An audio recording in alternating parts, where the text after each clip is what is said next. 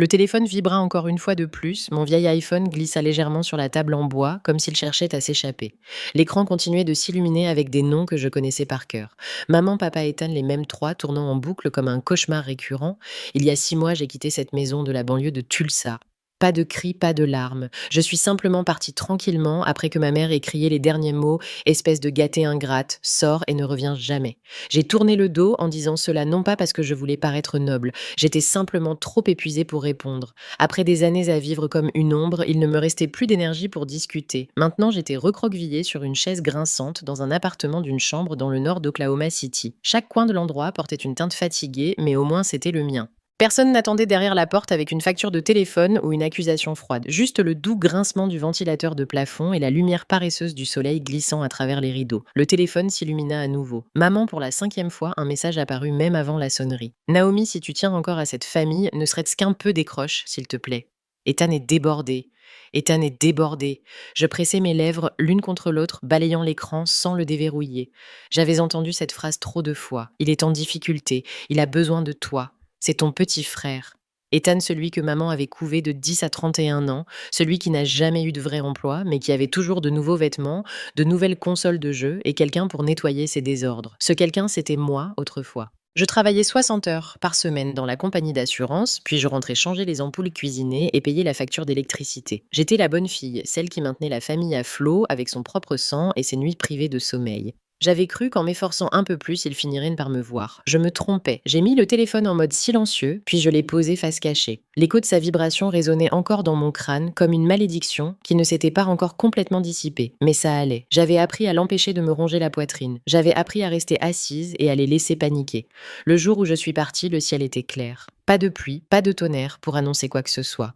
J'ai emballé quelques tenues, mon ordinateur portable et un vieil ours en peluche dans une valise à roulettes et j'ai verrouillé la porte derrière moi avec la finalité d'un point à la fin d'une phrase. Il m'avait dit que je n'étais pas la bienvenue et je le respectais entièrement. Ce qu'il n'avait pas prévu, c'est que je disparaisse vraiment. Maman envoie toujours des emails hebdomadaires. Papa lâche une phrase occasionnelle comme « Tu ne devrais pas laisser tes émotions te gouverner ». Ethan. Pas une seule fois il ne s'est excusé, mais hier il a finalement envoyé un message. Je n'arrive pas à croire que tu aies laissé maman et papa comme ça. Toute la famille souffre à cause de toi. Souffre à cause de moi parce que j'ai arrêté de payer leurs factures d'eau et leur hypothèque. Je me suis penchée en arrière, sentant la pression douloureuse le long de ma colonne vertébrale, due à la chaise usée, mais stable. J'ai pris une longue respiration régulière et j'ai réalisé que le silence ne m'effrayait plus comme avant. C'était de la clarté, la preuve que j'existais en dehors de leur contrôle.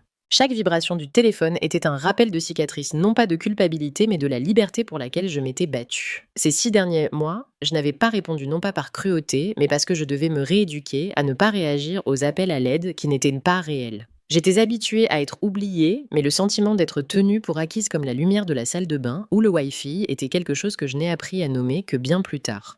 Quand j'avais 11 ans, je me souviens du jour exact où Ethan a rayé le pick-up de papa. C'était un Ford F-150 qu'il appelait toujours mon 3e enfant. Ethan a reculé sans ouvrir complètement la porte du garage, laissant une longue entaille comme une marque de griffure sur la peinture grise. Maman l'a trouvé en premier. Elle a haleté fort, puis le silence. 1 minute plus tard, elle s'est tournée vers moi et a demandé « Naomi, as-tu touché le camion ?» J'ai figé. J'étais à l'école à ce moment-là. J'avais eu un contrôle de maths ce matin-là et je n'étais même pas rentrée pour déjeuner, mais c'est moi qui étais interrogée. Ethan était assis à la table de la cuisine avec une part de pizza froide silencieux, comme si cela ne le concernait pas. Et honnêtement, ça ne l'a jamais concerné. Le favoritisme dans notre maison ne se manifestait pas comme une tempête. Il s'infiltrait comme de la moisissure. Lent silencieux s'infiltrant dans chaque brique et chaque fissure. Certaines choses, on ne les réalise que lorsqu'elles ont déjà pris votre souffle. On ne m'appelait jamais intelligente ou quelqu'un dont on devait être fier. Ce que je faisais, les mentions A, les tableaux d'honneur, les prix de maths d'État, étaient juste le minimum qu'une personne comme toi devrait accomplir. Pendant ce temps, Ethan recevait des applaudissements tonitruants juste pour avoir assisté à tous ses cours pendant 1 semaine. J'ai travaillé comme serveuse dans un restaurant de steak à Norman pendant 3 ans pendant mes études. Chaque soir, je terminais vers 22h, les mains douloureuses à force de porter des plateaux chauds, me précipitant toujours vers ma location pour étudier pour les examens de CPA. Ethan a fait une majeure en sport récréatif et a abandonné à mi-parcours. Maman a dit que ce n'était tout simplement pas son style d'apprentissage. Je me souviens qu'une fois, j'avais 39,4 degrés de fièvre et j'ai quand même dû me conduire à l'hôpital parce que personne n'avait le temps de m'y emmener. Mais quand Ethan a eu un léger mal de ventre à cause d'avoir mangé trop de frites, maman a appelé une ambulance. Maman et papa sont venus aux urgences pendant que je recevais un message. Il y a des nouilles instantanées à la maison. Je ne rentrerai pas à temps. Quand j'ai eu mon premier emploi à temps plein dans la compagnie d'assurance il y a 6 ans, j'ai appelé à la maison pour partager la nouvelle.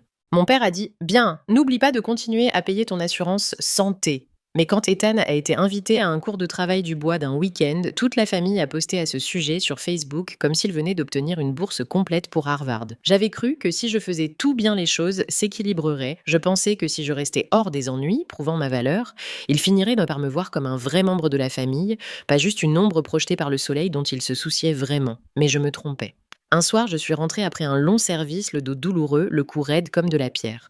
Je suis entrée dans le salon et j'ai vu maman recroquevillée sur le canapé avec Ethan feuilletant un album photo. La seule photo de moi était glissée entre les pages délavées surexposées et sans légende. Pendant ce temps, Ethan avait 3 pleines pages intitulées « Enfance de notre ange ». Je suis restée là un long moment attendant que quelqu'un me remarque. Personne ne s'est retourné, personne n'a parlé, personne n'a demandé si j'avais mangé. Je suis allée dans ma chambre, j'ai fermé la porte et ce fut la première nuit où j'ai rêvé de courir. Pas de fuir, mais de courir vers quelque chose. J'avais passé près de 30 ans dans une maison que je pensais être un refuge, pour réaliser ensuite que je n'avais jamais été vraiment la bienvenue, pas comme une fille, juste comme un outil. Celui qui portait le poids, comblait les lacunes et était toujours responsable pour que les autres puissent en se permettre de s'effondrer. Plus je vieillissais, plus je réalisais que chaque compliment qu'il donnait à Ethan était une gifle à mes efforts. Il n'avait pas besoin que je brille. Ils avaient juste besoin que je reste silencieuse, que je ne demande rien, que je ne pose pas de limites, tant que je continuais à payer pour une famille bâtie sur des doux mensonges et des attentes étouffantes. Je me souviens encore du moment exact où les choses ont commencé à dérailler. C'était en février, une semaine avant la date limite de déclaration fiscale de fin d'année. Je travaillais des heures supplémentaires au bureau venant de terminer 40 heures en 3 jours consécutifs. Quand j'ai quitté mon bureau, l'horloge affichait 23h45. Les lampadaires se reflétant sur les fenêtres de ma voiture me donnaient un mal de tête lancinant et je devais encore rentrer chez moi et terminer un rapport de prévision financière pour un client. Maman a appelé juste au moment où j'ouvrais la portière de ma voiture. « Naomi, je suis désolée de te déranger, mais la facture de gaz ce mois-ci s'est élevée à près de 190 $. Ton père a oublié de la payer. Peux-tu t'en occuper pour moi ?» J'ai figé en plein mouvement mon badge de travail toujours autour de mon cou. Avant que je puisse dire quoi que ce soit, elle a ajouté « Touche ceci une fois, je te rembourserai demain ». Combien de fois avais-je entendu cette phrase auparavant? Pourtant sa voix m'a fait faiblir. J'ai transféré l'argent là sur le parking, puis j'ai conduit jusqu'à la maison, comme si de rien n'était. Mais ce n'était que le début. La semaine suivante, c'était la facture d'électricité, puis d'eau, puis d'internet. Au début, maman disait toujours « juste une avance à court terme, je te rembourserai demain ». Progressivement, cela s'est transformé en « oh, la famille est censée s'entraider ». Et papa « oui, Naomi s'en occupe ». Personne ne demandait si j'avais l'argent. Personne ne s'excusait de m'appeler tard le soir. J'étais l'enfant avec un salaire mensuel, alors bien sûr on s'attendait à ce que je le porte. Un mois plus tard, Ethan a perdu son crédit à cause de paiements manqués sur un ordinateur portable de design graphique. Maman m'a appelé pendant une réunion. Mon cœur Ethan est dans une situation difficile. Il essaie vraiment, mais personne ne l'aide. Peux-tu te porter garante et en obtenir un remplacement? Ce n'est qu'un vieil ordinateur portable, peut-être 900 $. Je te rembourserai progressivement. Je savais ce que signifiait progressivement, mais j'ai quand même dit oui. Parce qu'à l'époque, je ne comprenais pas pleinement que lorsque l'amour est exploité, il cesse d'être de l'amour. En 3 mois, je couvrais la plupart des factures mensuelles du ménage, environ 1100 $ par mois. Je virais de l'argent via mon application bancaire si souvent que j'ai dû mettre en place des rappels automatiques. Certains mois, quand je disais gentiment que j'avais besoin de garder un peu d'argent pour moi, maman soupirait « Je ne pensais pas que tu serais si calculatrice ». Notre famille traverse une période difficile. Un samedi après-midi, je suis rentrée les bras chargés d'épicerie Whole Food, d'une boîte de détergent de papier toilette et de lait d'amande. En entrant, j'ai vu Ethan étalé sur le canapé croquant de la pizza, regardant YouTube sur la grande télévision, le ventilateur de plafond tournant au-dessus de lui. Personne n'est venu m'aider, personne n'a demandé si j'étais fatiguée. J'ai posé les sacs sur le comptoir de la cuisine et j'ai entendu maman appeler de la chambre « As-tu acheté les biscuits préférés de papa ?» Je n'ai pas répondu.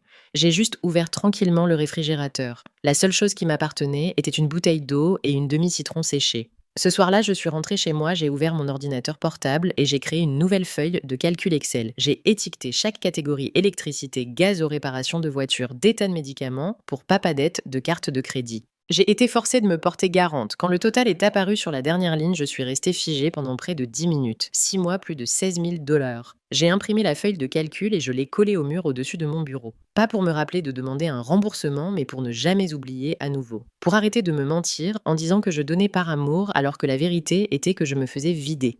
J'ai commencé à dire non doucement comme une petite expérience. J'ai refusé de conduire Ethan pour renouveler son permis. Le résultat, maman a appelé la voix tremblante. Tu as changé Naomi. Tu es devenue froide et égoïste. Papa a envoyé un court message.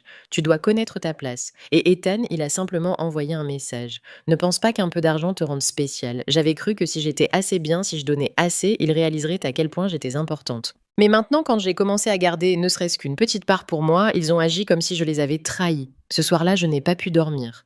Pas à cause de la colère, mais parce que j'ai finalement réalisé que je n'avais jamais été vue comme quelqu'un avec des limites. J'étais juste une pourvoyeuse, une pompe, un pilier. Mais un pilier sans soutien finit par se casser. Un samedi après-midi, j'ai quitté le bureau vers 18 heures, tenant toujours ma boîte à lunch que je n'avais pas eu le temps d'ouvrir de toute la journée. J'avais travaillé toute la semaine. Un projet d'analyse des risques d'investissement d'urgence, plus une réunion surprise avec un client majeur m'avait empêché de rentrer avant la nuit. Je me suis quand même arrêtée à l'épicerie comme d'habitude. J'ai pris tout ce que maman m'avait envoyé par SMS, 2 bouteilles de lait d'amande, du bœuf maigre, de l'huile d'olive biologique, du pain complet. Le total était de près de 175 $, sans compter les collations et les fruits que j'avais pris pour Ethan, bien qu'il n'ait jamais dit merci. J'ai conduit près de 40 minutes vers le sud, jusqu'à l'ancienne maison de l'East Side de Tulsa, où j'avais vécu pendant près de 20 ans. Chaque fois que je tournais dans cette rue, un nœud se tordait dans ma poitrine, non pas de nostalgie, mais d'une douleur familière et persistante. Quand je suis entrée, il ne faisait pas encore complètement noir, mais les lumières étaient donc déjà allumées. La porte d'entrée était légèrement entr'ouverte, comme s'il m'attendait. Je l'ai poussée avec mon épaule, j'avais les mains pleines, personne n'est venu m'accueillir, juste le bourdonnement d'une émission de télé-réalité qui jouait dans le salon. Une de ces émissions qu'Ethan regardait toujours. J'ai posé les courses sur le comptoir de la cuisine. L'odeur des produits de nettoyage me piquait les yeux. Maman frottait toujours la maison le week-end, non pas pour la propreté, mais pour prouver qu'elle gérait toujours tout. Bien qu'en vérité, c'est moi qui achetais tout ce qu'elle utilisait. Quand je me suis retournée, elle était déjà debout dans l'encadrement de la porte de la cuisine, les bras croisés, les yeux fixes. Il faut qu'on parle.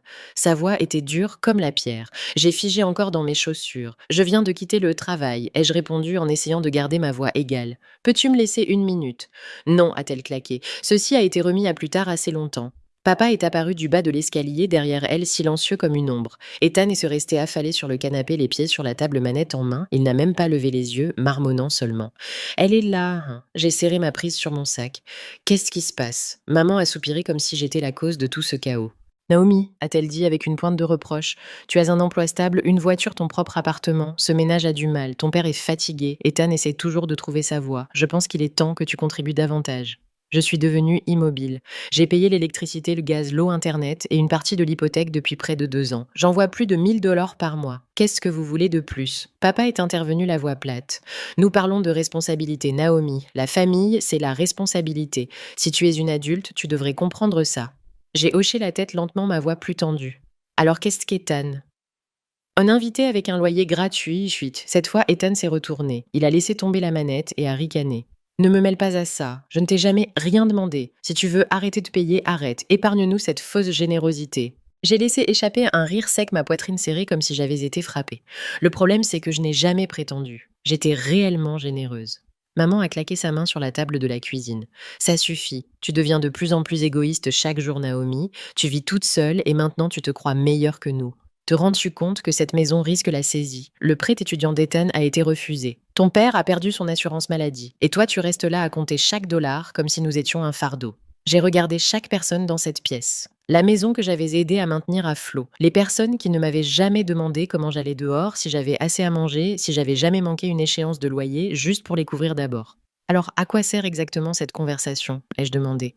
Vous voulez mon salaire entier, vous voulez que je paye l'hypothèque en totalité, acheter une nouvelle voiture à Ethan pour qu'il se sente enfin motivé. Ethan s'est levé me lançant un regard noir. Tu es hors de portée, Naomi. J'ai rencontré son regard. Hors de portée, je travaille plus de 60 heures par semaine. J'ai sacrifié ma vie personnelle juste pour empêcher que cette maison ne soit saisie. Et toi, à part cliquer sur cette manette et faire des demandes, qu'as-tu fait? Silence. Papa a serré le bord de sa casquette, sa voix s'abaissant. Si tu étais une fille responsable, tu comprendrais. J'ai hoché la tête plus en colère, juste vide. Alors si je ne paie pas, je ne suis plus une fille. Personne n'a répondu. J'ai ramassé mon sac et j'ai ouvert la porte. Le vent froid m'a giflé comme une tape silencieuse, mais cela a clarifié ma tête instantanément. Je n'ai pas claqué la porte. Je n'ai pas crié, j'ai juste dit doucement, juste assez fort. Alors cette maison n'a plus de fille nommée Naomi. Personne n'a dit un mot après ma phrase finale. L'air dans la pièce semblait épais, comme si tout l'oxygène avait été aspiré. Ethan se tenait figé près du canapé, tenant toujours une bouteille d'eau non ouverte. Papa fixait le sol, serrant le bord de sa casquette, comme s'il essayait de raisonner l'univers. Et maman, elle me regardait comme si j'étais une étrangère. Pas en colère, pas repentante, juste ce regard sec et froid que je n'oublierai jamais. Sors, a-t-elle sifflé la voix tranchante comme un rasoir. Si tu oses tourner le dos à cette famille, maintenant, ne reviens jamais. Je n'ai pas bougé. Papa a levé les yeux, comme s'il voulait dire quelque chose, puis a simplement soupiré et s'est détourné. Ethan a souri pas tout à fait avec mépris, plutôt comme si c'était prévisible. J'ai ouvert la bouche peut-être pour expliquer, peut-être pour dire une dernière chose, mais je l'ai ensuite fermée parce que, étonnamment, je ne ressentais aucune douleur. Je me sentais légère. J'ai fait un pas en arrière, tenant toujours le sac d'épicerie que je n'avais même pas eu le temps de mettre au réfrigérateur. La porte d'entrée était juste derrière moi. Les lampadaires se déversèrent de l'extérieur, projetant une ombre diagonale sur le sol carrelé. Je me suis retournée, j'ai poussé la porte. Avant de sortir, j'ai jeté un dernier regard en arrière. Personne ne m'a regardé, personne n'a appelé, pas un seul mot pour m'arrêter. La porte a cliqué derrière moi avec un son net et propre, comme une lame tranchant le dernier fil emmêlé qui me reliait à cette maison. Dehors, le froid était plus vif que je ne l'avais prévu. L'odeur de l'herbe humide, le vent sec bruissant dans les branches d'érable dénudées. J'ai marché lentement jusqu'à la voiture, posé le sac sur le siège passager et me suis mise au volant. Je n'ai pas démarré le moteur. Je suis juste restée assise là, les deux mains sur le volant, fixant droit devant moi. Pas de larmes, pas de tremblements, pas de regrets. J'avais toujours imaginé que je pleurerais comme un enfant quand ce moment arriverait. Mais non, ce que je ressentais était un vide qui ressemblait à une libération. Pas un vide solitaire, juste assez d'espace pour enfin respirer. J'ai quitté ce quartier plus lentement que d'habitude. Alors que chaque lampadaire passait comme une coupure de phrase, je savais qu'un chapitre de ma vie était terminé. Pas avec des feux d'artifice, mais avec un silence irréversible. Sur le chemin du retour vers mon appartement, je n'ai pas écouté de musique. Je n'ai appelé personne. Juste le son des pneus roulant régulièrement sur le trottoir. Une sensation étrange mais apaisante. Personne ne m'attendait. Personne n'attendait un reçu. Personne ne demandait juste une petite chose de plus. Quand je suis rentrée chez moi, l'horloge indiquait près de 20 heures. J'ai porté les sacs à mon appartement du deuxième étage petit chaud, faiblement éclairé par une lumière jaune pâle et l'odeur subtile d'huile de lavande qui flottait encore. J'ai posé les sacs sur le comptoir de la cuisine, enlevé mes chaussures, accroché mon manteau. Chaque mouvement était lent, étrangement paisible, comme si je venais de sortir d'une tempête dans laquelle j'avais été piégée pendant des années sans m'en rendre compte. Ce n'est qu'en me versant un verre d'eau et en m'asseyant sur le canapé que j'ai commencé à trembler. Pas par peur, mais parce que mon corps s'était enfin détendu après tant d'années passées en état d'alerte. J'ai regardé autour de la pièce. Tout était vieux. Une table de vente de garage, un canapé au tissu décoloré, un monstera dans le coin qui venait de pousser une nouvelle feuille après 2 mois de négligence. Mais c'était mon espace. Pas de critique, pas de culpabilité, pas d'escalier qui exigeait que je tienne bon. Encore une fois, j'ai ouvert mon ordinateur portable et j'ai consulté ma feuille de calcul budgétaire. La colonne totale indiquait 17 $. C'est ce que j'avais donné depuis janvier. Aucun remboursement, aucune promesse tenue. J'ai fait défiler jusqu'en bas, j'ai ajouté une dernière ligne dépense, finale, liberté. Coût inestimable, puis je l'ai fermée. Je n'avais plus besoin de la revoir. Cette nuit-là, j'ai dormi 8 heures complètes. Pas de rêve, pas de réveil, avec des messages tardifs d'Ethan, juste le doux bourdonnement du ventilateur de plafond et le rythme régulier de mon cœur. Enfin en paix. 3 jours après avoir quitté cette maison de l'East Side de Tulsa, je me suis assise seule dans la petite cuisine de mon appartement du deuxième étage, faisant frire des œufs dans une vieille poêle que j'avais achetée sur Facebook Marketplace. Le beurre crépitait. L'odeur du café flottait dans l'air du matin. Et le plus étrange, c'est que personne ne m'appelait. Pas de téléphone qui sonne, pas de message disant « Naomi, peux-tu envoyer 120 $ pour réparer la plomberie ?» Pas d'alerte. Venmo, personne ne me demandait si je pouvais avancer le coût des médicaments de papa ou contribuer un peu plus pour qu'Ethan ne doive pas manger de ramen ce soir. Pour la première fois depuis des années, j'ai pris mon petit déjeuner sans vérifier le solde de mon compte. Et je ne me suis pas sentie coupable de dépenser de l'argent pour moi-même. J'ai posé mon café et j'ai regardé par la fenêtre. La brise d'avril en Oklahoma avait toujours un froid matinal, mais elle ne piquait plus. Elle ressemblait à un doux rappel. Je suis vivante et j'ai le droit de vivre en paix. J'ai commencé à reconstruire un rythme qui était le mien. Chaque soir, après le travail, je fermais mon ordinateur portable avant 18 heures. Plus d'emails après les heures de bureau. Je me suis inscrite à un cours de yoga le mercredi et j'ai passé mes samedis au marché fermier local où j'ai appris que les tomates de printemps sont plus sucrées que je ne l'avais jamais imaginé. J'ai acheté quelques livres que je considérais autrefois comme trop indulgents. J'ai commencé à planter des herbes sur mon balcon, un pot de romarin, quelques buissons de lavande et une petite plante de menthe que j'ai accidentellement trop arrosée, mais d'une manière ou d'une autre, elle a survécu. Pendant ces soirées calmes, j'ai commencé à comprendre quelque chose.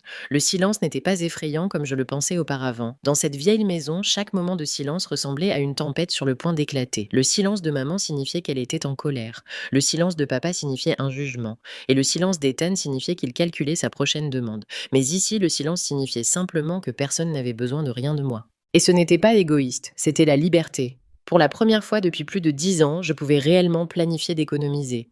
J'ai ouvert un compte séparé juste pour mes objectifs personnels. Un voyage au Colorado, un nouvel ordinateur portable, peut-être même engager un conseiller financier pour mieux comprendre l'investissement. Un dimanche matin, j'ai préparé une cafetière à froid et je me suis assise sur le balcon à lire. La phrase où j'ai plié la page disait « Tu ne dois à personne l'érosion lente de ta vie, juste pour qu'il soit à l'aise ».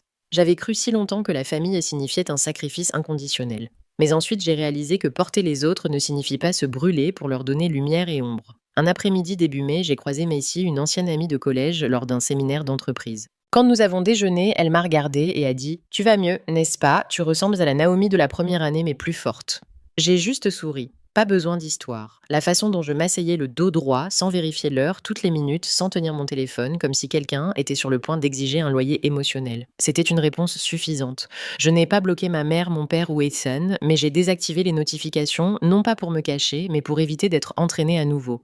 Au cours des 6 derniers mois, j'ai vu leurs messages. Certains blâmant, certains faisant comme si de rien n'était, certains suppliant. Mais je n'ai pas répondu, car j'ai appris que répondre n'est pas toujours de la gentillesse. Parfois, le silence est une légitime défense.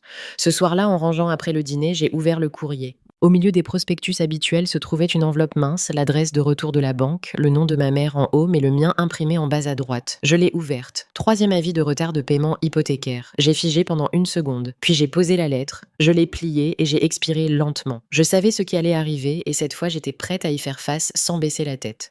Le message de papa est arrivé alors que j'organisais le rapport trimestriel de l'entreprise. Juste 8 mots. Naomi, pourquoi n'as-tu pas payé ce mois-ci? Je l'ai lu 3 fois. Mes yeux se sont arrêtés sur le mot payer, comme si c'était un devoir invisible que j'avais oublié. Pas de salut, pas de point d'interrogation, pas de contexte, comme si je faisais toujours partie du système de distribution financière de leur famille, sans jamais qu'on me le dise. J'ai fermé mon ordinateur portable, sorti mon téléphone et ouvert mon application bancaire. Au cours des 6 derniers mois, je ne leur avais pas envoyé un seul dollar. Je pensais que c'était clair. Apparemment, ils pensaient que j'étais juste en pause. J'ai consulté mon ancien historique de paiement avant de partir. J'avais envoyé 1 300 $ par mois pour aider à couvrir l'hypothèque comme maman avait l'habitude de le dire. Je n'ai jamais vu la facture réelle. Il n'y avait pas de contrat. Mon nom n'était sur aucun document de propriété. Je voulais l'ignorer, mais quelque chose m'a interpellée. Alors j'ai appelé la banque. La représentante du service clientèle a répondu après 3 sonneries. J'ai donné l'adresse, confirmé mon identité et demandé en essayant de garder ma voix stable. Pouvez-vous me dire le statut actuel de l'hypothèque pour le mien 147 Westwood Drive? Il a hésité puis a répondu « Ce compte est en retard de 8 mois. Il est actuellement en pré-saisie. Le dernier avis a été envoyé il y a environ 3 semaines. » J'ai figé. 8 mois, cela signifiait que même lorsque j'envoyais encore de l'argent, il ne payait pas la banque. J'ai raccroché, choqué, engourdi. Toutes ces nuits tardives à faire des heures supplémentaires. Tous les moments où je me refusais des conforts de base juste pour transférer de l'argent avant le 15 de chaque mois. Et il ne l'avait même pas utilisé pour l'hypothèque. J'ai ouvert ma feuille de calcul budgétaire, retracé chaque transaction. Du moment où j'ai commencé à aider temporairement, jusqu'à ce que j'arrête, finalement j'avais envoyé plus de 8 000 $. Et maintenant, cette maison allait être saisie. J'ai appelé Ethan, il a décroché plus vite que je ne m'y attendais. Naomi, enfin, maman panique. La banque a envoyé une autre lettre. Quelle est ta solution? J'étais confuse. Ma solution, pourquoi je ne suis plus impliquée dans cette maison? Il a soupiré bruyamment, sa voix dégoulinant de reproches. Ne joue pas la stupide. Tu as payé l'hypothèque tout ce temps. Puis tu nous as soudainement coupés et maintenant la banque menace de saisie. Tu ne ressens aucune responsabilité, je me suis mordu la langue. Qu'en est-il de l'argent que j'ai envoyé pendant 8 mois d'affilée? Qui l'a eu, qui l'a utilisé? Il est resté silencieux un instant, puis d'un ton plat. Je ne sais pas. Maman a dit que tu ne couvrais qu'une partie, donc les derniers mois ont été insuffisants. Elle l'a probablement utilisé. Je l'ai interrompu. Tu habites là, tu n'as pas remarqué les avis de la banque, l'électricité coupée, puis rétablie. Tu ne t'es pas demandé pourquoi l'hypothèque n'était pas payée alors que j'envoyais de l'argent. Sa voix s'est aiguisée. Qu'est-ce que tu essayes de dire? Nous avons des difficultés. Tu es dehors à vivre confortablement et nous allons perdre la maison. Tout ce qu'il faut, c'est un paiement d'1 mois supplémentaire. Ils vont travailler avec nous. J'ai ri froidement. Je ne suis plus ton plan B, Ethan. Et ne dis pas nous. Je ne fais pas partie de votre groupe. J'ai raccroché. 3 minutes plus tard, maman a appelé. Je l'ai laissé sonner. Ma poitrine se serrait, mais je n'ai pas cédé. Son message a suivi juste après. En courte rafale. Naomi, je suis désolée si tu t'es sentie pressée. Mais cette maison est la tienne aussi. Tu as grandi ici. Tu le regretteras si nous la perdons. Je n'ai pas répondu parce que pour la première fois de ma vie, j'ai vu les choses clairement. Ils ne m'ont jamais vue comme leur fille, seulement comme leur police d'assurance non déclarée, un portefeuille ambulant, un bouton de sauvetage pour les erreurs. En répétition, j'ai regardé la lettre de la banque toujours sur ma table, puis je l'ai déchirée en deux. Pas par colère, mais parce que j'avais finalement accepté la vérité.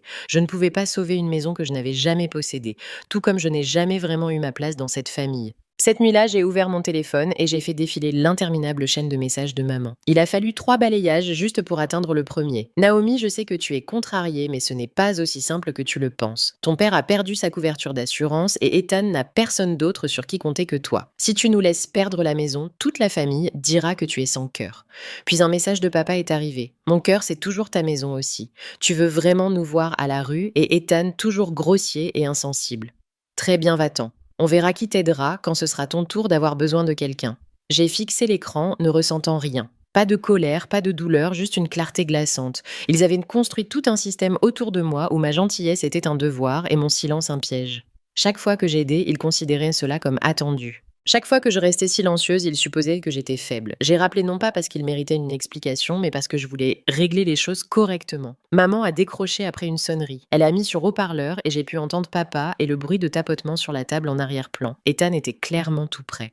Naomi, a commencé maman, sa voix si douce qu'elle me donnait la chair de poule. Je veux juste te demander une chose, ai-je dit lentement. Il y a 8 mois, j'envoyais encore les paiements hypothécaires. Où est allé cet argent? Silence pendant quelques secondes, puis maman a bégayé. Eh bien, ton père avait besoin de soins dentaires. Ensuite, la voiture d'Ethan est tombée en panne. Et tu sais, le coût de la vie a augmenté. Tout s'est accumulé. J'avais l'intention de régler ça plus tard. Mais je l'ai interrompu. Vous tous avez utilisé l'argent que j'ai envoyé pour des choses sans rapport, puis vous avez laissé la maison tomber en pré-saisie. Papa est intervenu. Nous n'avions pas l'intention que cela arrive, mais tu es parti juste au moment où les choses devenaient difficiles. Si tu étais resté, peut-être que ça n'aurait pas empiré autant. Bon, j'ai ricané. Non, si j'étais resté, tu aurais toujours caché la vérité, toujours dépensé mon argent et me ferais nettoyer le désordre comme toujours. Le ton de papa s'est aiguisé. Mais Naomi, ne sois pas si ingrate. Je t'ai porté pendant 9 mois. Maintenant, nous sommes sur le point de perdre notre maison et tu détournes le regard. Non, ai-je répondu calmement. Je ne suis pas ingrate, mais je ne suis plus stupide non plus. Silence. J'ai continué. Je suis ta fille, pas un plan de sauvetage financier, je ne suis pas ta banque privée, pas ta dernière planche de salut, et je ne suis certainement pas l'excuse que tu utilises pour éviter tes propres responsabilités. Ethan a crié en arrière-plan. Tu te crois tellement spécial. Sans nous, tu ne serais rien. J'ai ri non pas par amusement, mais parce que cette phrase confirmait tout ce que je soupçonnais depuis des années. Je n'ai pas réussi grâce à vous, ai-je dit. J'ai réussi malgré vous. Maman a commencé à pleurer. Papa a expiré bruyamment. Ethan a marmonné quelque chose que je n'ai pas pu attraper. Je ne m'en souciais plus. Je vous souhaite le meilleur, ai-je dit. Désormais, vous êtes responsable de vos choix. Et si quelqu'un demande pourquoi j'ai coupé les ponts avec cette maison, dites la vérité. Vous avez dépensé l'argent que j'ai envoyé, puis vous m'avez caché la vérité. J'ai raccroché. Ma main ne tremblait pas. Mon cœur battait lentement. J'ai ouvert mes contacts. Maman bloquée. Papa bloqué. Ethan bloqué. Pas par haine, mais parce que j'avais besoin de paix. J'ai envoyé un dernier message dans le groupe familial, juste une ligne. Je ne suis plus votre plan B. Au revoir. Puis j'ai quitté le groupe. Pour la première fois depuis des années, mon téléphone est devenu complètement silencieux. Pas de messages culpabilisants, pas d'appels nocturnes, pas de sonneries répétées comme des alarmes, m'avertissant que j'avais fait quelque chose de mal. Je me suis assise sur le canapé et je me suis versé une tasse de thé à la menthe poivrée. Dehors, le soleil venait de se coucher à l'horizon, laissant une traînée orange dans le ciel. Je me suis appuyée contre le coussin, les yeux fermés, me sentant vide et pourtant pleine de manière étrange. Je ne savais pas comment il s'en sortirait maintenant, qui il trouverait pour assumer le blâme, quelle histoire il raconterait aux parents, voisins et amis. Je ne savais qu'une chose, je n'étais plus la fin de cette histoire. L'histoire de Naomi est un puissant rappel que parfois la famille ne vient pas avec le respect. Couper les liens avec des relations toxiques, même celles étiquetées comme familiales, n'est pas égoïste. C'est un acte courageux d'autopréservation. Dans la vraie vie, beaucoup de gens portent silencieusement des fardeaux, se sacrifient par obligation. Mais le véritable amour ne vous demande jamais d'abandonner votre identité ou votre paix. Vous avez tout à fait le droit de dire assez. Que pensez-vous de la décision de Naomi? Que feriez-vous à sa place? Partagez vos réflexions dans les commentaires et n'oubliez pas de suivre la chaîne pour d'autres histoires réelles puissantes sur la famille, les limites et l'estime de soi.